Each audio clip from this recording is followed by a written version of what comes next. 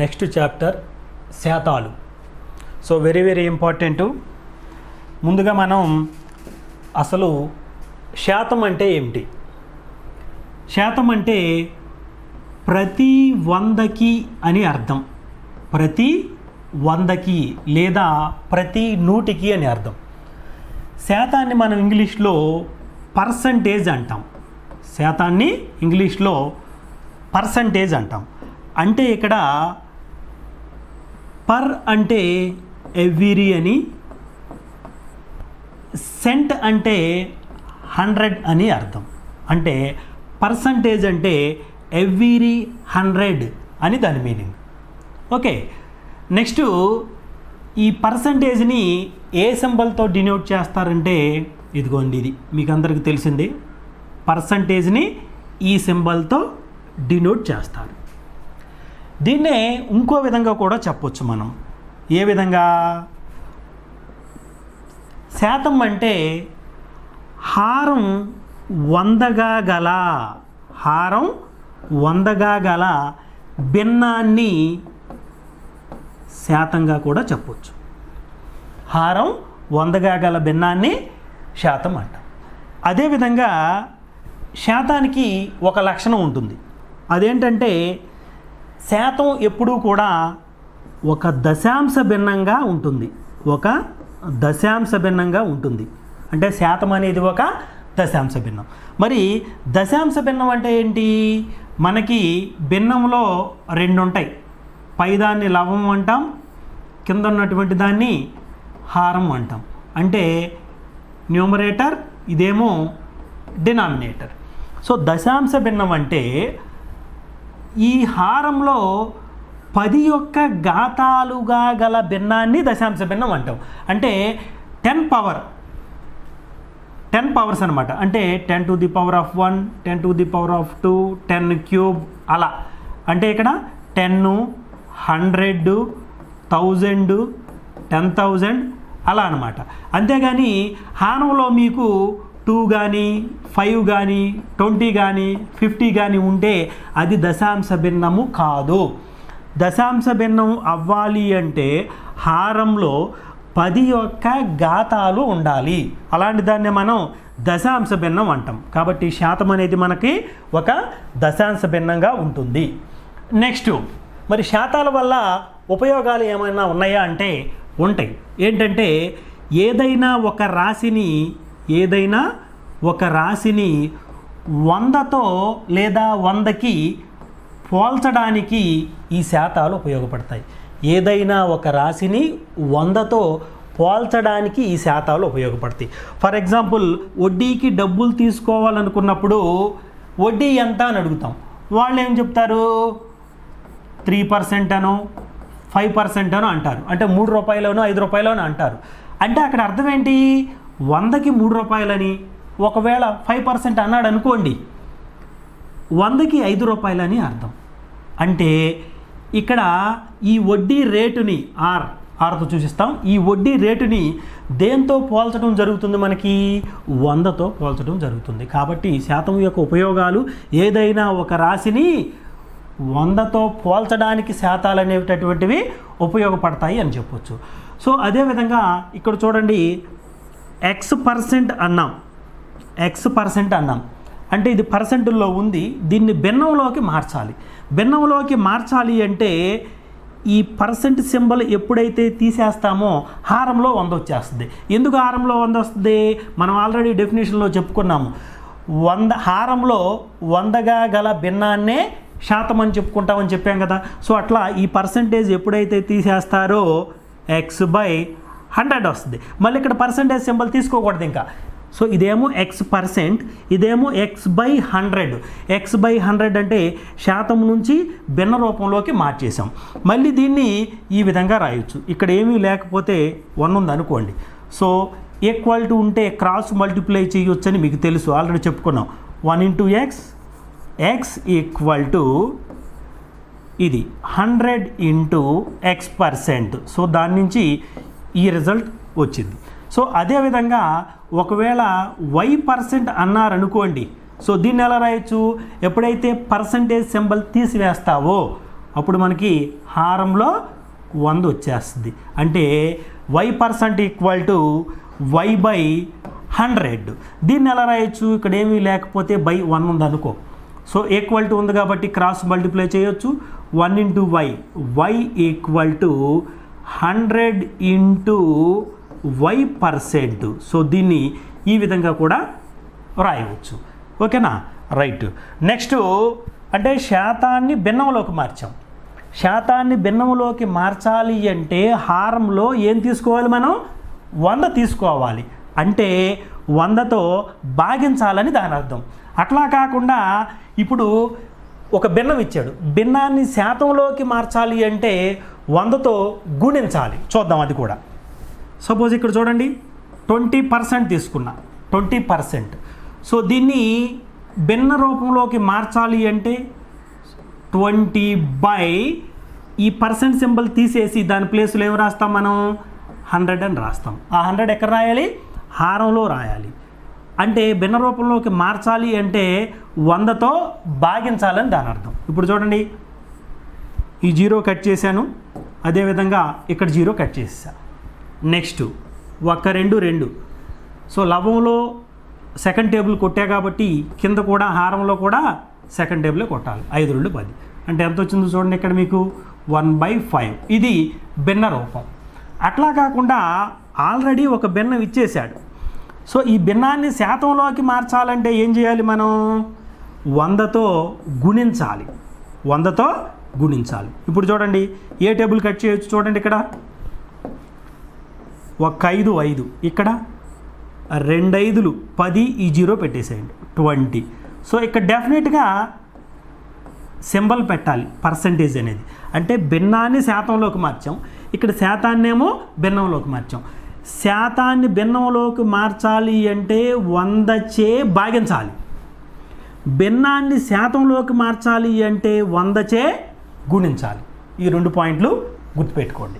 Next ఇక్కడ మీకు శాతాలకు సంబంధించి భిన్నాలు ఇచ్చినప్పుడు దాని పర్సంటేజ్ డైరెక్ట్గా గుర్తుపెట్టుకోవటానికి చిన్న చిన్న లింకులు ఉంటాయి, అవి చెప్తాను, గుర్తుపెట్టుకోవడానికి ట్రై చేయండి.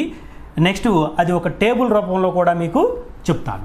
నెక్స్ట్ ఇక్కడ చూడండి, ఫస్ట్ 1 తీసుకున్నారనుకోండి, ఇక్కడ ఏమీ లేకపోతే 1 ఉన్నట్టే, అంటే ఇది ఒక భిన్నమే.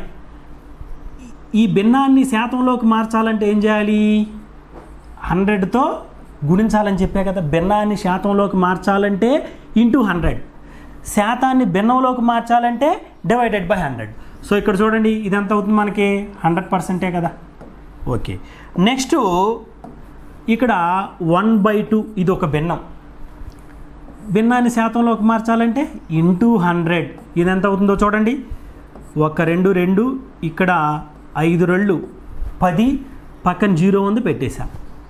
సో కాబట్టి ఇది 50%, అంటే ఇందులో సగం చూడండి. నెక్స్ట్ మళ్ళీ 1/2లో సగం ఎంత? 1/2లో సగం 1/4. మీకు డౌట్ రావచ్చు, అదేంటంటే 1/2లో సగం అంటే 1/4 వేసారేంటని. మీకు హారంలో విలువని పెంచుకుంటూ వెళితే వచ్చే వాల్యూ తగ్గుద్ది. ఇక్కడ చూడండి, ఇంకా మీకు సింపుల్గా అర్థం అవ్వాలంటే ఈ 1/2 ఉంది కదా. సో ఇదిగోండి 1/2లో సగం అంటే 1/2ఏగా. సపోజు 100 రూపీస్ ఉంది, ఈ 100 రూపీస్లో సగం అంటే ఏం చేస్తారు మీరు? 1/2ఏ కదా. 100 రూపీస్లో సగం 1/2, ఇది కూడా చూడండి 50 రూపీస్. అలాగే 1/2లో సగం కావాలి, సగం అంటే 1/2ఏ కదా. సో ఇక్కడ చూడండి, సో 1 × 1 1, 2 × 2 4. ఓకే, కాబట్టి 1/2లో హాఫ్ అంటే 1/4 అవుతుంది. నెక్స్ట్ అదేవిధంగా 1/4లో హాఫ్ తీసుకుందాం. చూడండి 1/4లో హాఫ్, ఇదిగోండి 1/4. ఈ 1/4లో హాఫ్ అంటే ఎంత? సో 1/2ఏ కదా. 1 × 1, సో 1/, సో 4 × 2 8, 1/8. గమనించారా? హారములో విలువ పెంచుకుంటూ వెళితే ఇక్కడ వచ్చేటటువంటి విలువ తగ్గుతుంది మనకి. సో కాబట్టి 1/2లో హాఫ్ అంటే 1/4, ఇదిగోండి ఈ లెక్కన గుర్తుపెట్టుకోండి పక్కన. సో కాబట్టి దీన్ని భిన్నంలోకి మార్చాలంటే × 100ఏ కదా. × 100, ఇది ఎన్ని టైమ్స్ పోతుందో చూడండి. 10లో 2 టైమ్స్ పోతుంది, 10లో 2 టైమ్స్ పోతుంది, ఇదిగోండి. ఆ 2 4లు 8, 10లో 8 పోతే 2 మిగులుతుంది, 2 పక్కన 0 ఉంది అంటే 20, 20లో ఈ 4 ఎన్ని టైమ్స్ పోతుంది, 5 టైమ్స్ అంటే 25%. చూడండి ఇదిగోండి, ఇందులో హాఫ్ ఇది, ఇందులో హాఫ్ ఇది, మళ్ళీ 1/4లో హాఫ్ ఏం చెప్పుకున్నాం మనం, సో 1/8. ఇది ఒక భిన్నమే కదా. భిన్నాన్ని శాతంలోకి మార్చాలి అంటే ఏం చెప్పుకున్నాం మనం, ఇంటూ 100 అని చెప్పుకున్నాం. సో ఇప్పుడు చూడండి, 4th టేబుల్ 2 టైమ్స్, ఇక్కడ 2 4లు 8, 10లో 8 పోతే 2 మిగులుతుంది అంటే 20. ఇక్కడ 4th టేబుల్ కట్ చేసే కాబట్టి ఇక్కడ కూడా 4th టేబుల్ కట్ చేయాలి, ఓకేనా. 2 4 8, 2 మిగులుతుంది, 2 పక్కన 0 ఉంది, 20. 20లో ఈ 4 ఎన్నిసార్లు పోతుంది, 5 సార్లు పోతుంది. సో ఇది టోటల్గా ఎంత ఉంది మనకి, 25/2. 25/2 అంటే 12.50నేగా, అంటే ఇందులో సగమేగా. చూడండి 25%లో సగం ఎంత, 12.50. సో ఇవన్నీ ఇలా చేసుకుంటూ పోతే మీకు చాలా లెంతీ ప్రాసెస్ అవుతుంది. కాబట్టి ఫస్ట్ దాన్ని బేస్ చేసుకుని ఒక లాజిక్ ప్రకారం వెళుతూ ఒక టేబుల్ రూపంలో వీటిని గుర్తుపెట్టుకుంటే మీకు ఈజీగా అర్థమవుతుంది. ఒకసారి ఈ టేబుల్ని అబ్జర్వ్ చేయండి. ఆల్రెడీ ఇప్పుడు చెప్పాను నీకు, 1/1 అంటే 100% అని అర్థం, అంటే భిన్నాన్ని శాతంలోకి మార్చాం. 1/2 అంటే ఇందులో సగమేగా, 50%. 1/2లో సగం 1/4 అంటే ఇందులో సగం 25%. ఓకే, నెక్స్ట్ 1/4లో హాఫ్ అంటే 1/8. ఇంతకుముందు ఇది ఎలా వచ్చిందో ఆల్రెడీ మీకు చెప్పా. ఇందులో సగం ఎంత, సో 12.5గా, 12.50. నెక్స్ట్ 1/8లో మళ్ళీ హాఫ్ అంటే ఏం చేయాలి, 1/8 ఇంటూ ఇందులో హాఫ్ అంటే 1/2 కదా. అంటే 1 × 1, సో 1/8 × 2 16. ఇదిగోండి హాఫ్ అంటే ఇలా. సో ఇంటూ 100 వేసుకుని క్యాల్కులేట్ చేస్తే ఇది వస్తుంది. సో మీరు ఇది గుర్తుపెట్టుకోండి, 1/16 ఈక్వల్ టు, అంటే ఇందులో ఇది హాఫ్ కాబట్టి ఇందులో కూడా ఇది హాఫేగా, 6.25%. అంటే ఇటు వల్ల ఉపయోగం ఏంటంటే మీకు మ్యాక్సిమం ఇవి 20 వరకు గుర్తుపెట్టుకుంటే ఇంతకు మించి దాటి వెళ్ళటానికి మీకు ఛాన్స్ అయితే ఉండదు మ్యాక్సిమం. ఇక్కడ చూడండి ఒక చిన్న పాయింట్, 6.25%ను భిన్న రూపంలోకి మార్చండి అని క్వశ్చన్ అడిగాడు అనుకోండి, టక్కన మీరు 1/16 వేసేయచ్చు. ఏది, ఈ టేబుల్ ఒక్క 5 మినిట్స్ కేటాయిస్తే దీనికి ఈ టేబుల్ మీకు ఈజీగా గుర్తుంటుంది. అట్లా కాకుండా ఎందుకులో చేద్దామంటే దీనికి కొంచెం టైం వేస్ట్ అయ్యే అవకాశం ఉంది. కాబట్టి 6.25%ను భిన్నంలోకి మార్చండి అని అనగానే నీకు 1/16 గుర్తొచ్చేయాలి. సో ఇది హాఫే కాబట్టి గుర్తుపెట్టుకోండి. సో 1/1 అంటే 100, 1/2 అంటే ఇందులో సగం, 1/4 అంటే ఇది ఇందులో సగం కాబట్టి దీనిలో సగం చేయండి. 1/4లో హాఫ్ 1/8 కాబట్టి ఇందులో హాఫ్ ఇది అవుతుంది. 1/8లో హాఫ్ 1/16 కాబట్టి ఇందులో హాఫ్ 6.25, అంతేగా. 12లో హాఫ్ 6, 50లో హాఫ్ 25 అయిపోయింది. సో ఇది ఒక పాయింట్గా గుర్తుపెట్టుకోండి. నెక్స్ట్ ఎక్కడికి రండి, ఇప్పుడు 1/3 అంటే ఈ భిన్నాన్ని శాతంలోకి మార్చాలి అంటే ఇక్కడ ఇంటూ 100 వేసి క్యాలిక్యులేట్ చేస్తే ఇది వస్తుంది మీకు. ఏది, 33.33 అనేటటువంటి పర్సంటేజ్ వస్తుంది, గుర్తుపెట్టుకోండి అది. నెక్స్ట్ ఇందులో హాఫ్ అంటే 1/3 ఇంటూ, సో ఈ 1/3లో హాఫ్ అంటే 1/3 ఇంటూ 1/2, 1 × 1, 1/3 × 2 6, 1/6. ఇదిగోండి ఎంతకుముందు చెప్పినట్టుగా. సో ఎప్పుడైతే ఇందులో హాఫ్ తీసుకున్నావో ఇందులో కూడా హాఫ్ తీసుకో, 16.66%. మళ్ళీ ఇందులో హాఫ్ తీసుకో, 1/6లో హాఫ్, సేమ్ ఇలాగ చేసుకోండి. ఈ 1/6లో హాఫ్ 1/12 అయితే ఇందులో హాఫ్ ఎంత అవుతుంది, 16లో హాఫ్ 8, ఇందులో హాఫ్ 33 అయిపోయింది. సో ఇది ఒక పాయింట్ కింద గుర్తుపెట్టుకోండి, ఓకేనా. ఇది ఒక కేసు కింద గుర్తుపెట్టుకోండి లేదా పాయింట్ కింద గుర్తుపెట్టుకోండి. ఇది ఒక పాయింట్. నెక్స్ట్ ఇక్కడ, ఓకేనా. దీన్ని డబల్ చేసుకుంటూ వెళ్ళాం, హాఫ్ చేసుకుంటూ వచ్చాం. సో ఇది కూడా అంతే, 1/5 అంటే 20%. ఆల్రెడీ ఇంతకుముందు ఇదే చేసి చూపించాను మీకు. 1/5 అంటే 20%, భిన్నాన్ని శాతంలోకి మార్చేసాం. నెక్స్ట్ ఇందులో హాఫ్ అంటే ఎంత, 10 కదా. హాఫ్ అంటే ఏం లేదండి మీకు 1/5లో హాఫ్ అంటే ఇంటూ 1/2 వేయటమే. హాఫ్ అంటే 1/2 కదా. సో ఎంత అవుతుంది ఇది 1 × 1 1/5 × 2 10 అదిగోండి హాఫ్. ఎప్పుడైతే ఇందులో హాఫ్ చేసావో ఇందులో కూడా హాఫ్ చేయి 10%. సో మళ్ళీ ఇందులో హాఫ్ 1/20. ఇందులో హాఫ్ ఎప్పుడైతే చేసావో ఇందులో కూడా హాఫ్ చేయి. 10లో హాఫ్ సగం 5%. సో ఇది ఒక పాయింట్. ఓకేనా, మీకు ఈజీగా గుర్తుండటానికి ఇట్లా పాయింట్స్ వైజ్గా చెప్తున్నాను. నెక్స్ట్ ఇక్కడికి రండి. సో 1/7 అంటే అదొక భిన్నం.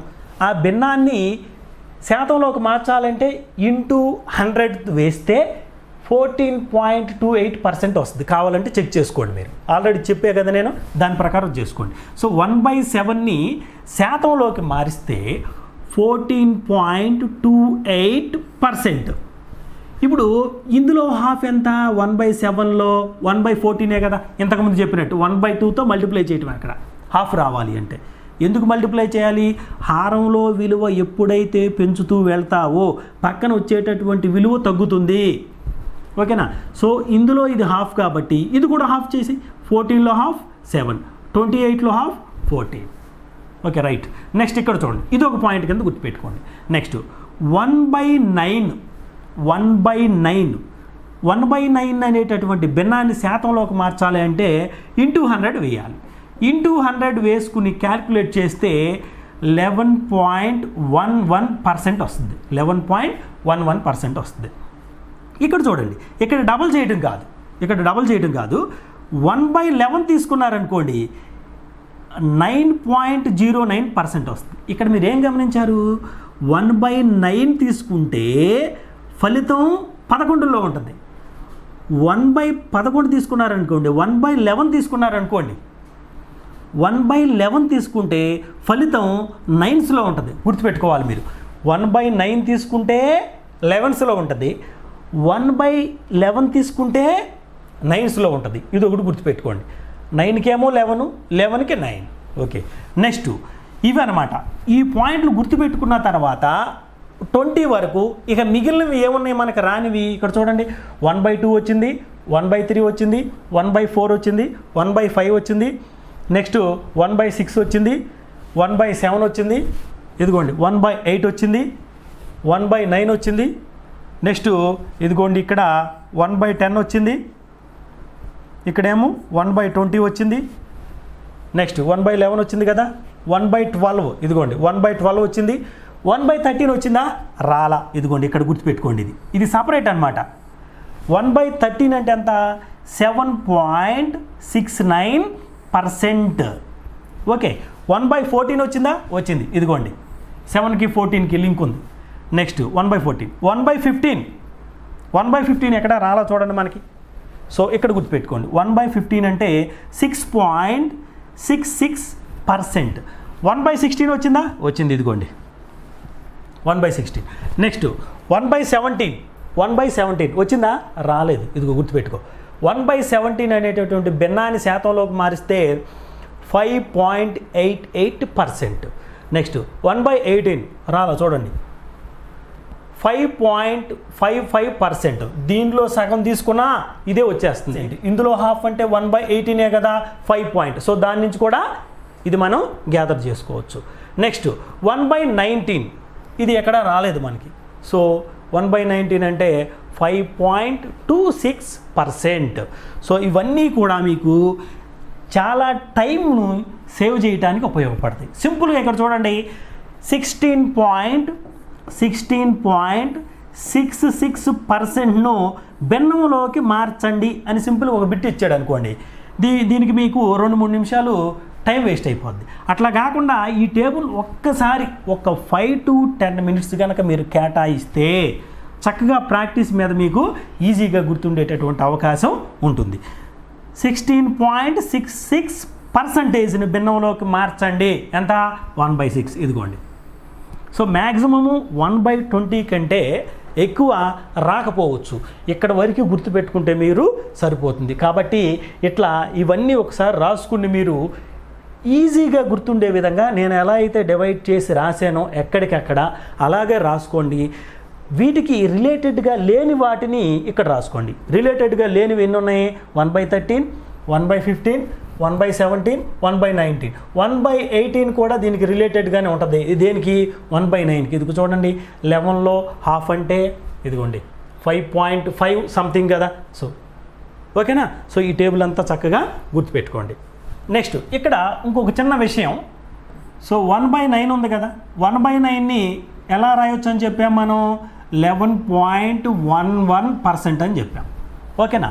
నెక్స్ట్ అదేవిధంగా దీనికి రిలేటెడ్గా ఉన్నది ఇంకోటి ఏంటది మనకి? సో 1/11 దీన్ని ఎలా రాయొచ్చు?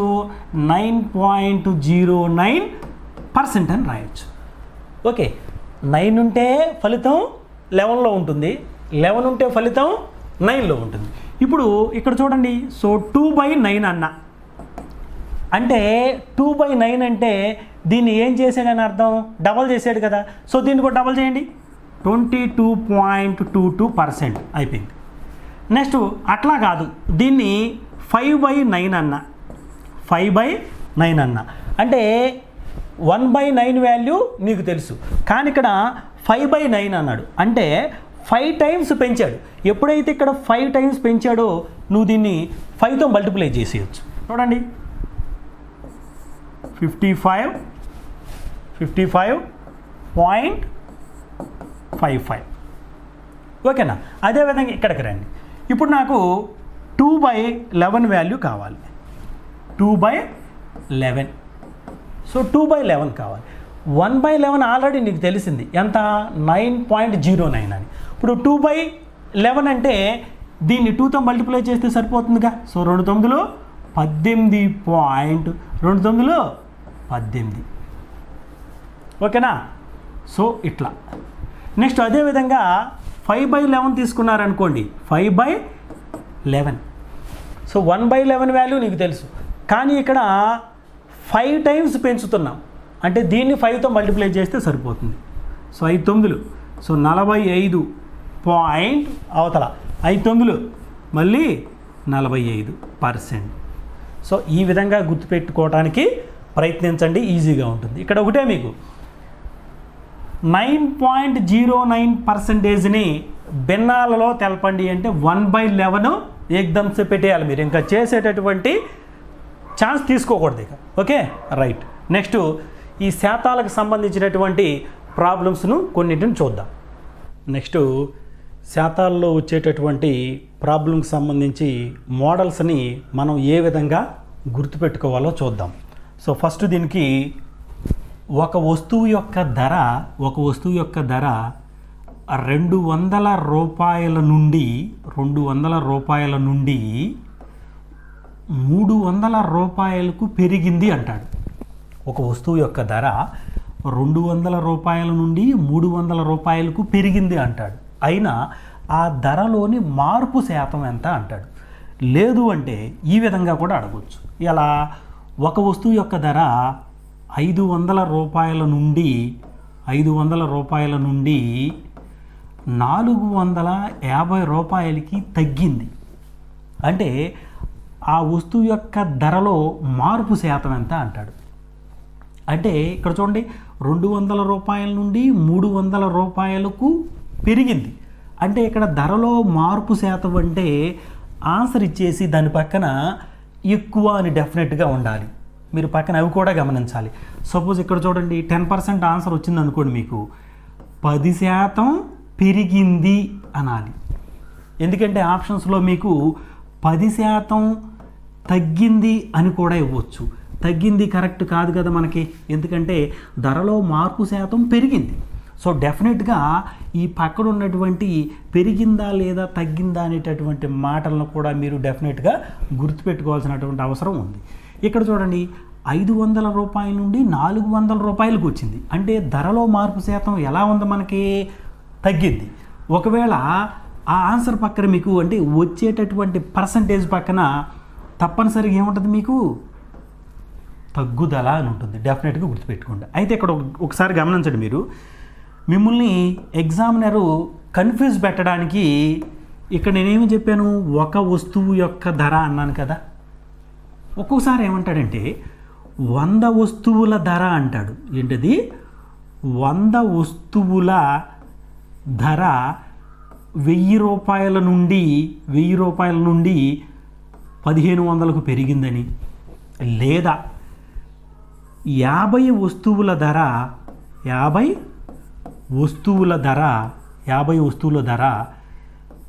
రూపాయల నుండి 750 రూపాయలకి తగ్గిందని అంటాడు. అంటే ఇక్కడ మీకు డౌట్ రావాలి.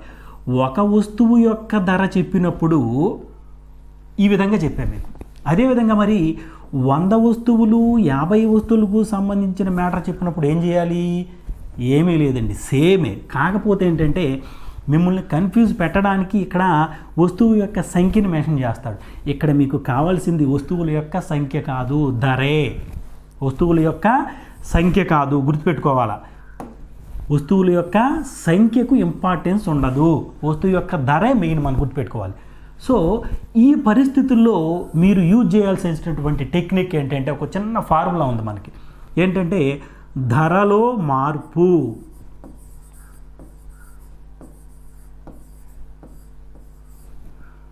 బై అసలు ధర ఇంటూ 100. Very very important. ధరలో మార్పు బై అసలు ధర ఇంటూ 100. లేదా ఇంకో విధంగా కూడా రాయొచ్చు. ఎలా? భేదము బై, అంటే ధరలో భేదము బై మొదటి విలువ ఇంటూ 100. సో ఈ 2 ఫార్ములాల్లో ఏది ఉపయోగించినా సరే మనకి దీనికి సంబంధించినటువంటి శాతాల్లో మార్పు అనేది వస్తుంది. ఓకేనా?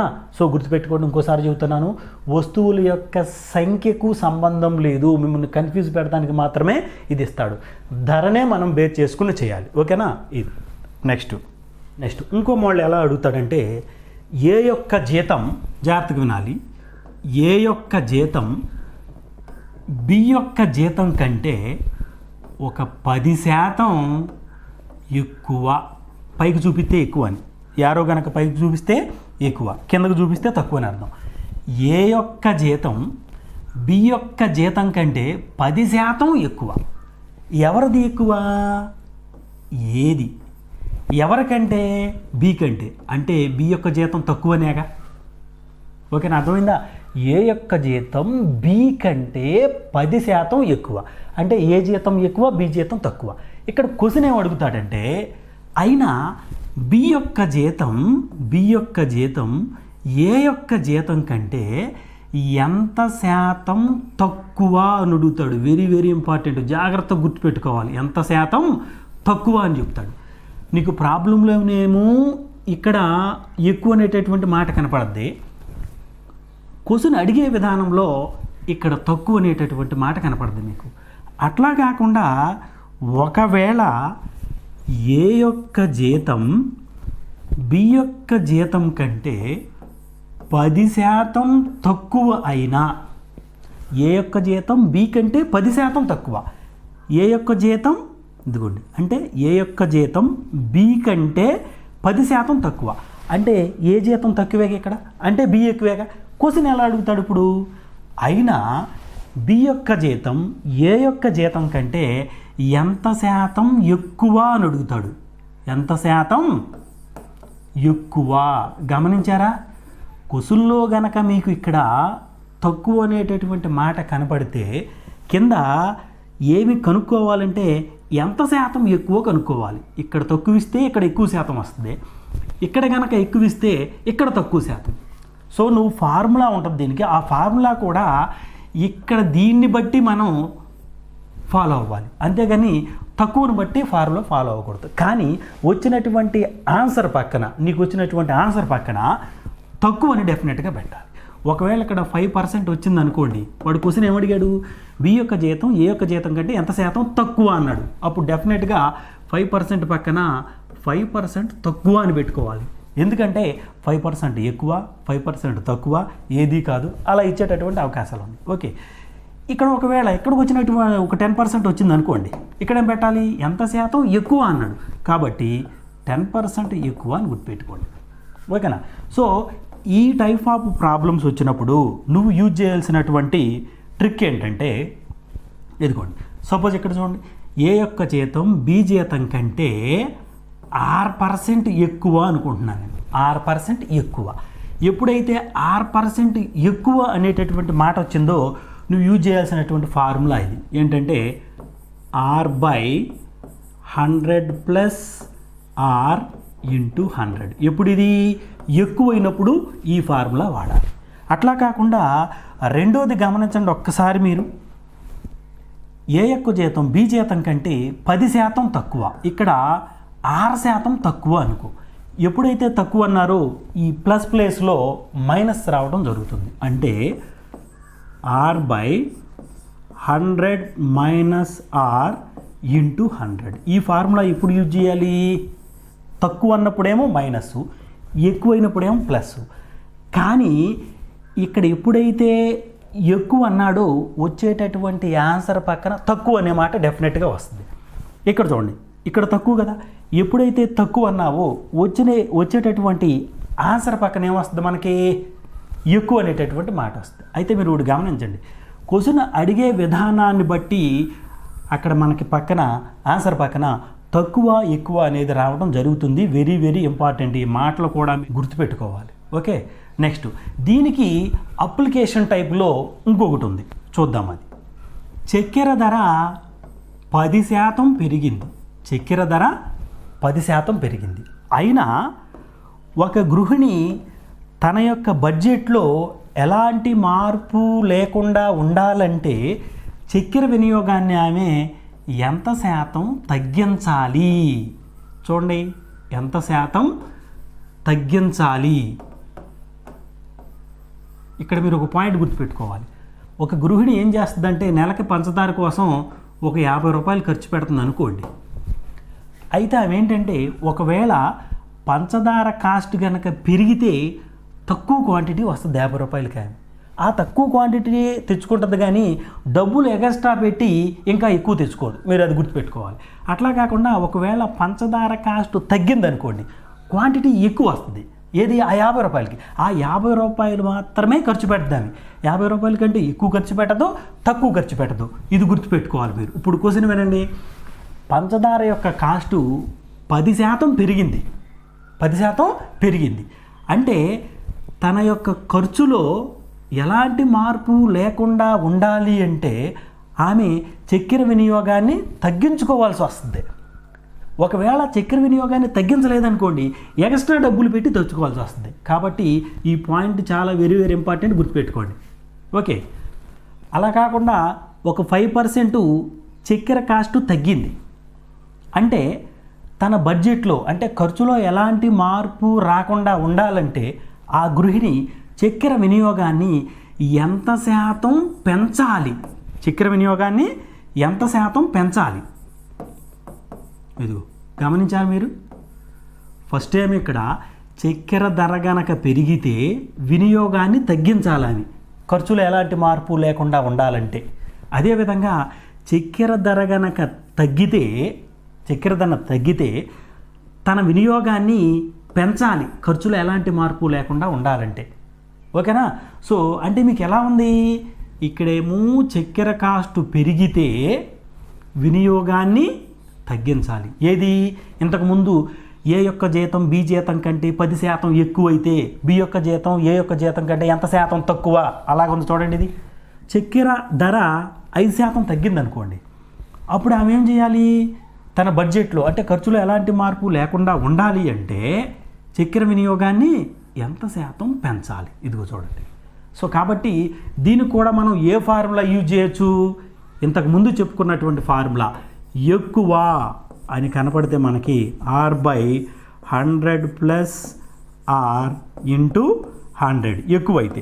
సో ఇలా కాకుండా ఒకవేళ తక్కువ అన్నాడు అనుకోండి, R/100 - R × 100. సో ఇంతకు ముందు చెప్పినటువంటి ప్రాబ్లంకి ఇవి కొంచెం అప్లికేషన్ టైప్, జాగ్రత్తగా ఉండాలి. ఓకేనా? రైట్. నెక్స్ట్, ఒక చతురస్రం యొక్క భుజాన్ని 10% పెంచితే ఆ చతురస్రం యొక్క వైశాల్యంలో మార్పు శాతం ఎంత అంటాడు. మార్పు శాతం ఎంత అంటాడు.